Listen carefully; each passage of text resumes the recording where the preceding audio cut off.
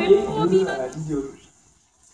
Alors, de même que le droit, l'économie politique, la philosophie ou la religion, l'art, dont la littérature est une des composantes, fait partie de l'énorme superstructure, de l'édifice des formes de conscience qui s'élèvent à partir d'une base matérielle, dont Marx nous parle dans la critique de l'économie politique en 1859. Sauf qu'une fois qu'on a dit cela, on n'est pas beaucoup plus avancé. En effet, on n'a encore rien dit, par exemple, du degré de détermination de cette littérature, de cet art par la base matérielle, ou de son degré d'autonomie. Et donc, on n'a rien dit, par exemple, de la liberté créatrice des écrivains, qui est un des grands enjeux.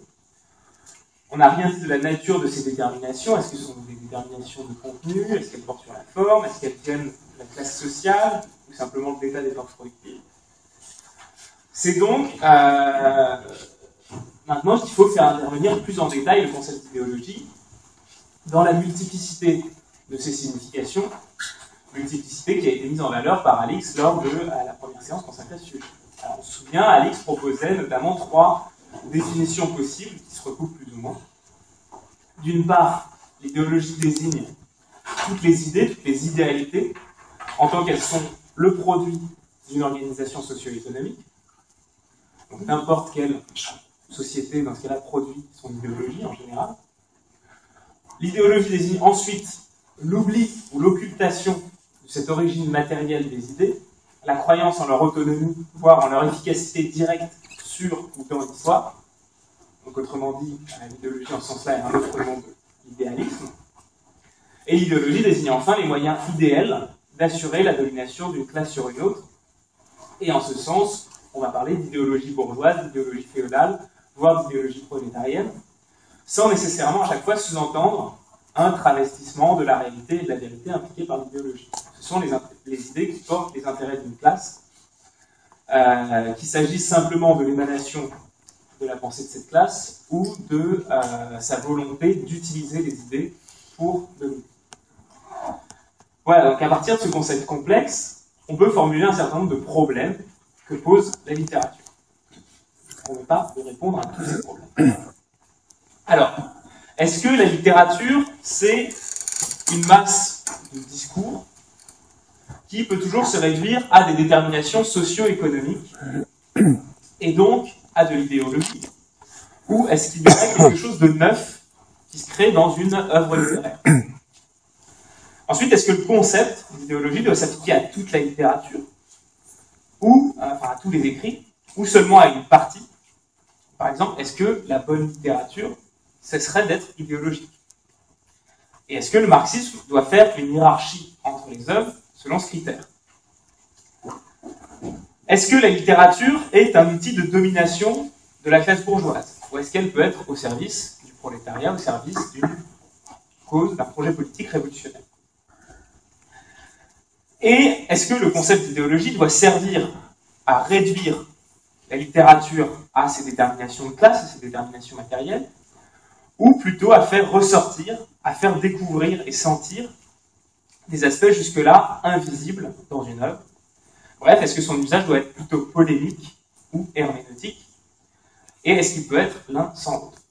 Est-ce qu'il doit servir plutôt à trouver, à interpréter, ou plutôt à prendre position, à prendre des positions dans la réalité, dans le débat politique, etc. Alors, pour commencer, je vais prendre la question d'assez loin, en utilisant la première définition possible du concept d'idéologie, à savoir l'idéologie comme forme idéale qu'on donne à une réalité historique, quelle qu'elle soit. Alors, pour la littérature, ça représente un enjeu non négligeable.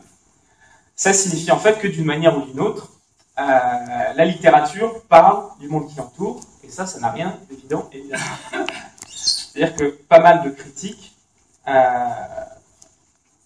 heureusement plus forcément trop d'actualité, pensent que la littérature parle surtout d'elle-même. Ce qui est un rapport idéologique, au sens explicite idéaliste, à la littérature. Donc on a, si on applique ce premier sens du concept d'idéologie à la littérature, on a un usage minimal du concept, mais qui est déjà utile pour réinscrire la littérature et l'art dans l'histoire.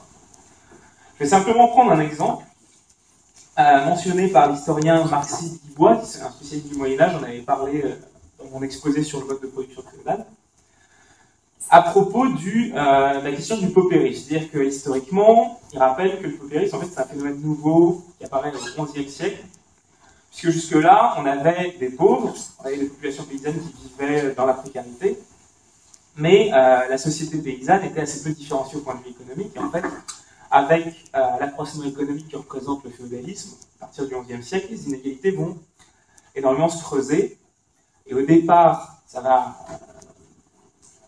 En fait, le creusement des inégalités va être compensé par une montée aussi de la charité institutionnelle de l'Église. Et en fait, avec la crise du féodalisme vers le XIIIe siècle, cette charité institutionnelle va cesser, va reculer, le paupérisme va durcir, et en fait, l'image des pauvres va changer. Jusque-là, ils étaient vus comme nécessaires au salut, comme préférés par Dieu, etc. Et ça évolue vers, voilà, il y a des bons et des mauvais pauvres, il y a des voleurs et des fainéants chez les pauvres, etc. La pauvreté produit le vice, etc. Alors, Guibois rappelle en fait que, avec les travaux d'un historien qui s'appelle Madame Bétou avait promis, Madame Bétou avait de faire égorger tout Paris de